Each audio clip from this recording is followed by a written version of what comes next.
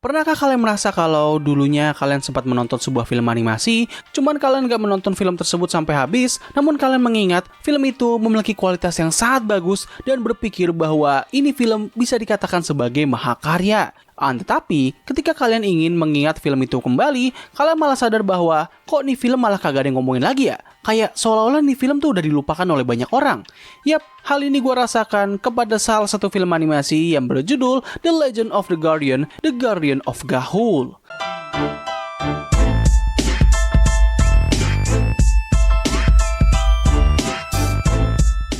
The Legend of the Guardian, The Owl of Ga'Hoole, atau gue singkat menjadi The Legend of the Guardian Owl, merupakan film animasi yang mengadaptasi sebuah buku yang dibuat oleh Catherine Lasky yang berjudul The Guardian of Ga'Hoole.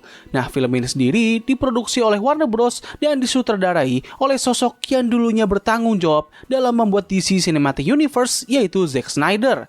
Yap, kalian gak salah dengar, film ini dibuat oleh beliau. Nah, jujur aja, sebelum gue membuat pembahasan ini, gue sendiri belum pernah menonton film ini sampai selesai. Tetapi, gue pernah melihat sedikit cuplikan mengenai film ini di televisi dan juga di internet. Salah satu hal yang membuat gue berpikir kalau film ini sangat luar biasa adalah dari visual animasinya yang terlihat sangat memukau dan juga adegan actionnya yang terlihat sangat epik. Selama bertahun-tahun, gue masih belum menyempatkan diri untuk menonton film ini, tetapi gue masih tetap mengingat film tersebut berkat soundtrack dari film ini yang dibawa oleh salah satu penyanyi favorit gue ketika masih kecil, yaitu Owl City. Wow, sangat kebetulan sekali ya, film tentang burung hantu memiliki soundtrack dari penyanyi yang memiliki nama burung hantu. Nah, setelah bertahun-tahun lamanya, gue sempat melupakan film ini hingga akhirnya gue pun mengingat kembali berkat salah satu komentar di video gue. Sebelum gue menonton film ini, gue sempat melihat rating yang dimiliki oleh ini film dan alangkah terkejutnya ketika gue mengetahui kalau film ini ternyata memiliki rating yang cukup rendah. Gue pun menjadi semakin penasaran, apakah film ini sebenarnya sebagus apa yang gue kira, atau film ini sebenarnya nggak begitu bagus, sampai-sampai banyak orang yang melupakannya. Dan setelah menonton film ini, gue pun akhirnya bisa memahami kenapa film ini bisa mendapatkan rating yang kurang begitu bagus. It happened in the old ages, well before I was a hatchling.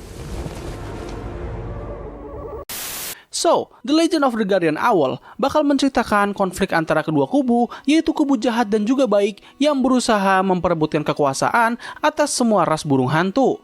Nah, di tengah konflik ini, terdapat dua orang saudara yang bernama Soren dan juga Cloud, di mana mereka berdua memiliki perselisihan pemikiran. Soren digambarkan sebagai sosok yang baik dan juga polos, serta memiliki aura positif yang sangat kuat berkat perhatian lebih dari kedua orang tuanya, dan juga cerita dongeng mengenai pahlawan hebat yang sering diceritakan oleh kedua orang tua mereka. Nah, sedangkan untuk Cloud, ia digambarkan sebagai sosok yang sangat cemburu dan juga cukup egois dikarenakan ia kurang mendapatkan perhatian dan kepercayaan dari kedua orang tuanya.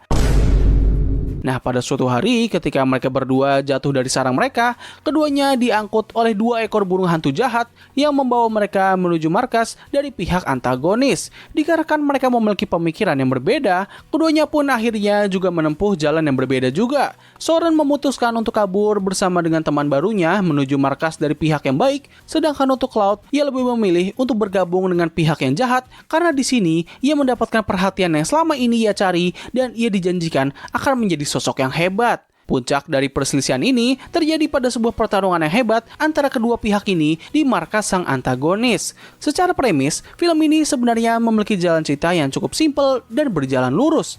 Ya, bisa dibilang film ini memiliki konsep mengenai perseteruan antara pihak jahat dan juga baik. Gak ada hal yang kompleks banget, seperti pihak yang jahat sebenarnya memiliki tujuan yang baik, ataupun pihak yang baik sebenarnya memiliki sisi jahatnya.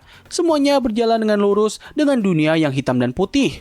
Nah, meskipun simpel, gue pribadi sebenarnya sangat suka dengan konsep ini karena ya di era sekarang ini kita sudah sering banget gitu melihat berbagai karya yang memiliki konsep di mana kedua belah pihak memiliki dua sisi yang membuat kita menjadi bingung untuk berpihak ke yang mana. Konsep ini sebenarnya sangatlah bagus, yang mana ini membuat kita lebih mudah merasa bersimpati kepada semua karakter dari karakter tersebut, termasuk kepada pihak antagonisnya. Tetapi konsep ini terkadang bisa membuat cerita menjadi berantakan dan terlalu kompleks apabila tidak dieksekusi dengan baik. Nah, sedangkan untuk konsep yang satunya lagi, kita memang gak akan mendapatkan hal yang serupa dengan konsep sebelumnya, tetapi kelebihan dari konsep ini adalah kita gak perlu berpikir keras untuk bisa menikmati ceritanya. Kita bisa mengikuti cerita ini dengan santai santai. Karena ya biasanya konsep cerita ini memiliki jalan cerita yang sangat lurus. Belum lagi dikarenakan konsep ini berpusat pada perseteruan antara pihak baik dan juga jahat, biasanya mereka akan menghadirkan sosok antagonis ataupun villain yang dibuat agar kita tidak bersimpati kepadanya, namun kita bakal sangat tertarik dengan karakter tersebut dikarenakan ia memiliki motif yang sangat jahat dengan desain yang sangat badass. Nah, tapi sayangnya hal ini kurang begitu bisa dirasakan di film The Guardian of Owl. Meskipun film ini memiliki cerita yang sangat lurus, tetapi mereka malah membuat film ini menjadi agak sulit untuk bisa diikuti dikarenakan minimnya penjelasan mengenai dunia dari film ini.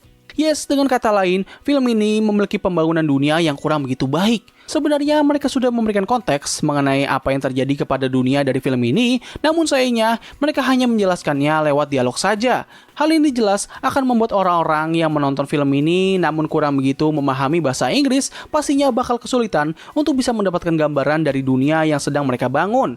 Mungkin kalau andaikan mereka bisa memiliki satu adegan yang menjelaskan semua hal yang terjadi kepada dunia ini, gue yakin film ini bakal menjadi lebih mudah untuk diikuti.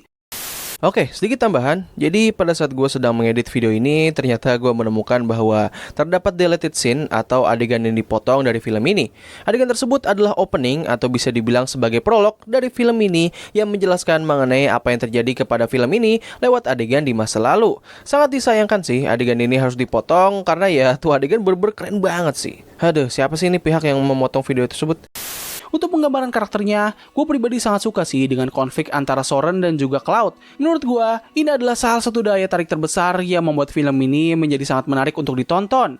Ya, kalian coba bayangin aja deh, ada dua saudara yang memiliki pemikiran yang sangat berbeda dan akhirnya mereka berdua bergabung ke dalam pihak yang saling berlawanan dan pada akhirnya mereka pun saling bertemu dalam medan pertarungan. Tidakkah ini terdengar sangat menarik? Apalagi kalau misalnya cerita ini terus berjalan hingga akhirnya mereka malah menjadi sosok yang paling superior dari pihak yang mereka pilih. Bisa bayangkan gak sih bagaimana pertarungan terakhir mereka bisa menjadi sangat epik dan juga emosional? Nah, meskipun kedua karakter ini bisa memberikan daya tarik yang sangat besar, sayangnya hal ini tidak terjadi kepada karakter-karakter sampingannya. Karakter-karakter yang gue maksud adalah teman-teman barunya Cloud yang ia temui di sepanjang perjalanan. Dikarenakan film ini memiliki durasi yang tidak begitu panjang, hal ini pun membuat mereka menjadi tidak mendapatkan kesempatan untuk mengembangkan karakter-karakter tersebut, yang mana hal ini berimbas kepada gue dan beberapa penonton menjadi tidak begitu tertarik kepada mereka semua. Kalau ngomongin soal animasi, gue rasa kita semua bisa setuju kalau visual animasi dari film ini terlihat sangat apik. Ya, meskipun visual dari animasinya terkesan sangat realistis, yang mana ini bukanlah tipikal animasi yang gue suka, tetapi gue masih bisa menikmati visual animasi dari film ini. Visual yang realistis ini terkesan sangat cocok dengan nuansa gelap dan cenderung serius yang berusaha dibawa oleh film ini. Satu-satunya hal yang gue komplain mengenai aspek ini adalah dari tampilan ekspresi dari semua karakter yang ada di film ini. Entah kenapa mereka memiliki ekspresi yang sangat imersif dan sudah seperti ekspresi seorang manusia, yang mana ini sedikit membangkitkan PTSD gue terhadap film yang sudah sempat gue bahas beberapa waktu yang lalu. Tapi terlepas dari itu semua, satu hal yang menjadi kelebihan terbesar dari film ini adalah dari adegan pertarungannya.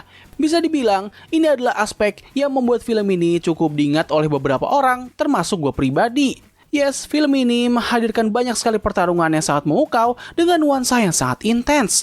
Belum lagi dari desain para burung hantunya yang memakai perlengkapan perang, yang mana ini membuat adegan pertarungan mereka menjadi semakin epik lagi. Nah, tapi satu hal yang gue notice dari film ini adalah mereka cukup sering menghadirkan adegan-adegan slow motion. Gue awalnya agak bingung sih kenapa mereka melakukan hal ini, tapi setelah berpikir lama, gue pun akhirnya baru mengingat kalau film ini dibuat oleh sutradara slow motion. Yes, buat kalian yang sudah mengikuti jejak Zack Snyder, kalian pasti sadar bahwa film-film buatannya seringkali memiliki hal-hal yang seperti ini. Ya memang gue harus akui kalau adegan slow-mo ini bisa membuat beberapa pertarungan menjadi intens, namun terkadang dikarenakan adegan slow-mo ini terbilang cukup banyak, hal ini pun membuat beberapa penonton menjadi sangat jengah ataupun malah bisa menimbulkan kesan yang konyol dan bisa membuat kita tertawa. Secara keseluruhan, The Guardian of Owl merupakan film yang cukup bagus dan sangat seru untuk ditonton. Meskipun begitu, gue harus katakan bahwa ekspektasi gue mengenai film ini adalah sebagai mahakarya terpaksa harus pupus. Yes, film ini tidaklah seluar biasa seperti apa yang dulunya gue kira, tetapi gue juga nggak bisa mengatakan kalau ini adalah film yang buruk ataupun biasa aja. Nah, terdapat dua faktor yang membuat film ini mendapatkan rating yang cukup rendah dan tidak disenangi oleh beberapa orang. Mulai dari film ini sendiri, ia memiliki pacing cerita yang sangat terburu-buru, yang mana ini membuat pembangunan dunia dan juga karakternya menjadi terasa kurang begitu matang. Dan yang kedua adalah dari film ini yang dianggap sebagai adaptasi yang tidak begitu bagus. Menurut para reviewer yang telah membaca ataupun malah fans berat dari buku yang menjadi sumber dari adaptasi film ini, mereka mengatakan kalau film ini gagal dalam mengadaptasi cerita dari sumber aslinya. Buku The Guardian of Ga'Hoole memiliki 15 isu dan film ini sendiri kalau nggak salah telah mengadaptasi 6 buku pertamanya. 6 buku untuk sebuah film dengan durasi 1,5 jam. Mendengar hal ini saja, harusnya kalian semua sudah bisa sadar kalau ini adalah keputusan yang sangat tidak bijak. 6 buku pastinya bakal memiliki konten yang sangat banyak, dan untuk bisa mengadaptasi banyaknya buku tersebut, mereka perlu setidaknya memiliki durasi yang lebih panjang ataupun 2 adaptasi sekaligus. Sangat disayangkan sih, film ini memiliki potensi yang besar banget. Cuma dikarenakan kesalahan inilah, film The Guardian of Owl sepertinya menjadi dilupakan. Nah, buat kalian yang penasaran apakah film ini bakal ada kelanjutannya atau tidak, well, sayangnya sampai saat ini tidak ada satupun pihak yang mau mengadaptasi sequel dari film ini. Mau itu Zack Snyder ataupun Warner Bros, mereka berdua masih belum atau bahkan tidak tertarik sama sekali untuk melanjutkan seri ini. Dikarenakan banyaknya tanggapan buruk yang dimiliki oleh film ini, dan juga nih film memiliki keuntungan yang sangat-sangat kecil, hal ini pun menjadi faktor terbesar kenapa sampai sekarang The Guardian of Owl tidak memiliki cerita kelanjutannya. Ya, semoga saja di waktu kedepannya nanti ada pihak yang mau membuat kelanjutan ataupun meribut ulang cerita ini. Kalau dari para fans bukunya, gue melihat bahwa mereka berharap kalau cerita ini bisa diadaptasi menjadi TV series saja, dikarenakan banyaknya seri buku yang dimiliki oleh cerita ini. Ya, satu-satunya harapan yang bisa gue percayai untuk bisa dibuatkan adaptasi ini adalah Netflix saja. Untuk studio besar yang lainnya, kayak gue sendiri udah kehilangan harapan lah. Ya, lu bisa bayangin aja sendiri, harapan terbesar kita adalah Netflix. Oh man, betapa suramnya dunia animasi barat saat ini. So, mungkin itu saja sih yang bisa gue bahas pada video kali ini. Tulis pendapat kalian mengenai film ini di kolom komentar di bawah. Apakah kalian masih tetap menganggap kalau film ini sangat bagus atau biasa aja? Tulis pendapat kalian. Jadi terima kasih atas waktu yang telah kalian luangkan untuk menonton video gue. Gue undur diri, sampai ketemu lagi di video selanjutnya. Bye!